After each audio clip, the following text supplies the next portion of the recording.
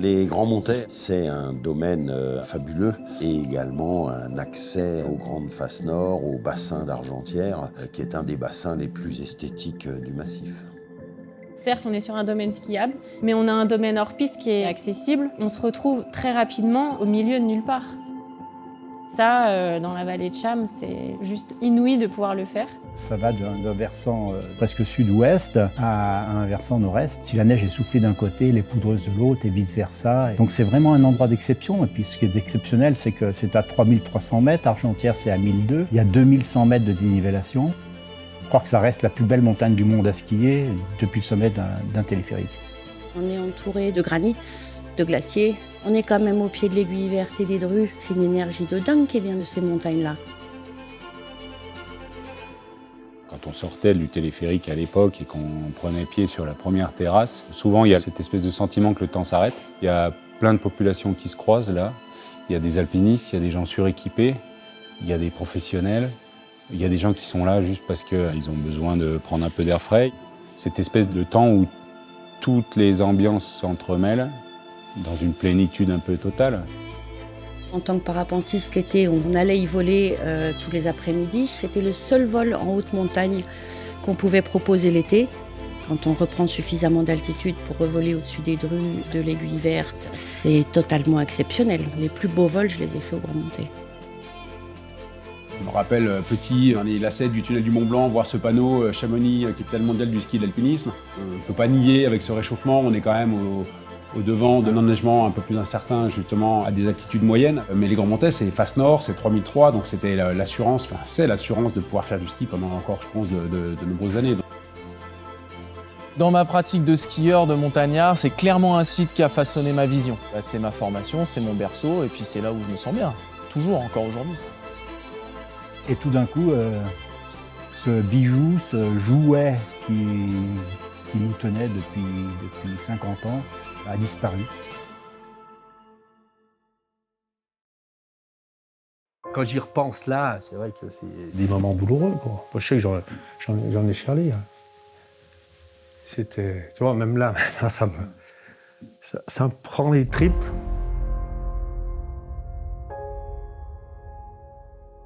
C'est un super bel outil de travail. Tout allait pour le mieux, quoi. Puis ce jour-là, je remonte après le déjeuner, je passe dans la gare du téléphérique et je vois sous le toit du téléphérique, il y a une fumée orange. J'aperçois un des ouvriers qui court vers moi, qui me dit « J'ai un début d'incendie, est-ce que tu n'as pas un extincteur ?»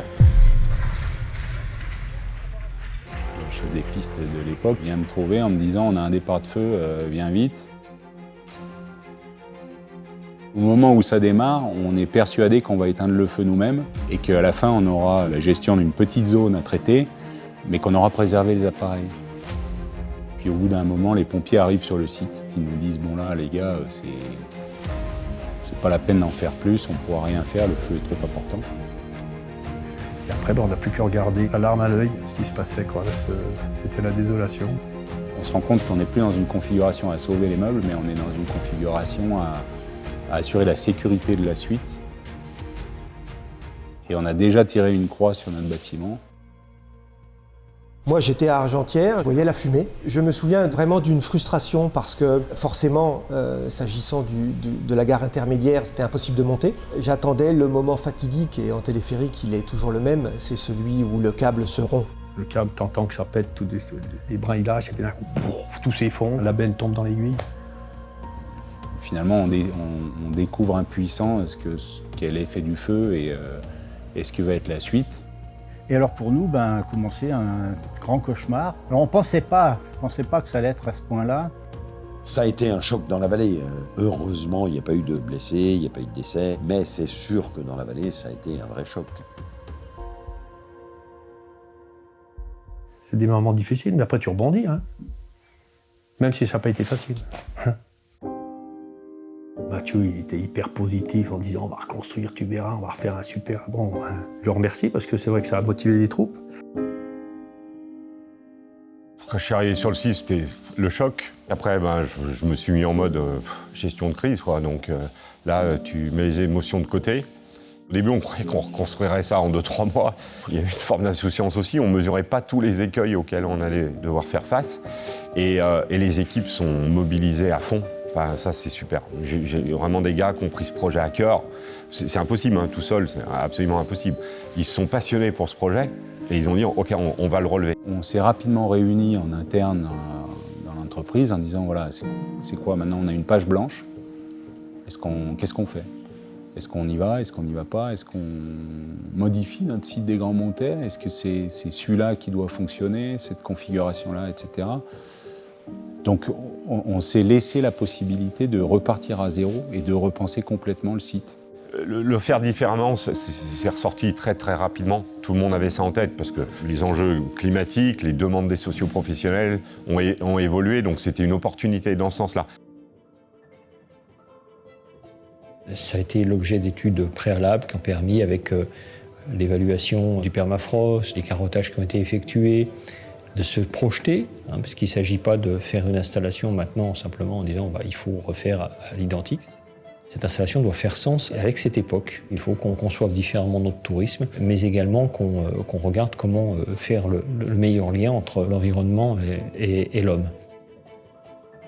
L'équipe de Renzo Piano a une approche qui est très en amont sur ces sujets-là, qui permet non pas simplement de partir d'un aspect fonctionnel ou architectural, de remplacement, mais véritablement d'analyse préalable des enjeux et de partage de ces réflexions. J'aime beaucoup ce que fait Renzo Piano. Je suis ses constructions à l'international. J'ai eu l'opportunité de rencontrer. Et en fait, c'était un moment magique. Et au bout de 3 heures, Renzo m'a tendu la main, il m'a dit « Banco, on va bosser ensemble, on va s'entendre ». Renzo le dit bien, il dit toujours « Il faut qu'on soit à la hauteur de ce lieu qui sacralise en fait la limite entre l'homme et la haute montagne, que ça soit le plus intégré possible dans le paysage, tout en étant assez majestueux. » Et je pense qu'il a trouvé la bonne recette. Ouais. Les lieux ont toujours quelque chose à dire. Ce n'est pas seulement les gens qui ont des choses à dire, même les lieux. Parce que les lieux ont toujours des histoires, ils ont toujours des suggestions. Et il faut faire quelque chose qui dure. C'est compliqué, oui, mais c'est pour ça qu'il faut réfléchir, c'est pour ça qu'il faut pénétrer, il faut se poser des questions qui se mélangent entre l'art de bâtir et l'art de rêver un petit peu. À un moment donné, j'ai eu dans les mains de la pyrite, c'est du rocher, c'est un cristal qui, au lieu d'avoir une croissance amorphe, soudainement commence à se construire un cube. Je ne veux pas copier la nature, mais j'aime bien l'idée que les gares qu'on fait sont comme des cristaux. Pas gigantesques, plutôt petits, mais qui sont des formes pures, justement, qui ont les valeurs éternelles.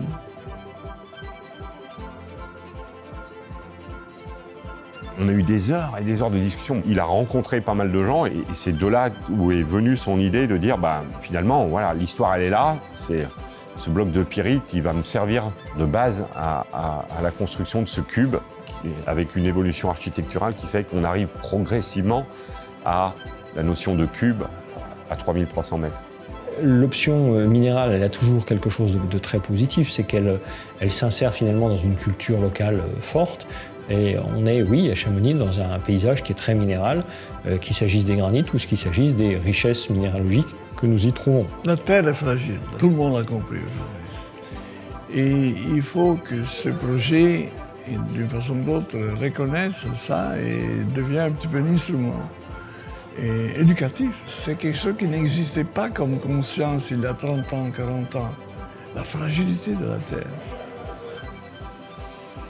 La vision idéale des Grands Montets pour la collectivité, c'est une vision qui véritablement s'inscrit dans la durabilité. Peut-on construire, doit-on construire ou remplacer une remontée à cet horizon-là, en insérant évidemment l'ensemble des préoccupations qui sont les nôtres, changement climatique, c'est-à-dire réchauffement, permafrost, enneigement, évolution également et adaptation par rapport aux pratiques et à la diversité des pratiques. Donc c'est l'ensemble de ces paramètres qui doit être regardé, et puis éventuellement en regardant aussi comment est-ce qu'on fait un peu de pédagogie autour de ce thème du changement climatique en zone de haute montagne.